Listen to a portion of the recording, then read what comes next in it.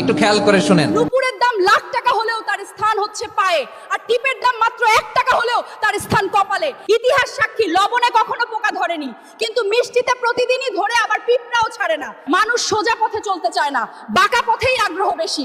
তাই তো মদ বিক্রেতাকে কোথাও যেতে হয় না, কিন্তু দুধওয়ালাকে বাজারে দাঁড়ে দাঁড়ে ঘুরতে হয়। আমরা সর্বদা দুধ বিক্রেতাকে বলে থাকি, দুধে জল মিশাননি তো? আর মানুষ মদে জল মিশে খায়। আজ পর্যন্ত মানুষকে এতটুকুই চিনলাম।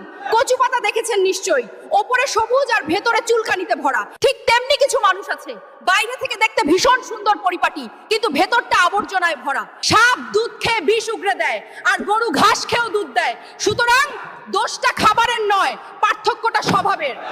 নিজের যোগ্যতা নিয়ে কখনো অহংকার করবেন না। মনে রাখবেন, পাথর কিন্তু নিজের ওজনের জন্য জলে ডুবে যায়। কি আজব দুনিয়া জানেন? যার চোখে ঘুম আসে তার কাছে ভালো বিছানা নেই, আর যার কাছে ভালো বিছানা আছে তার চোখে ঘুম নেই।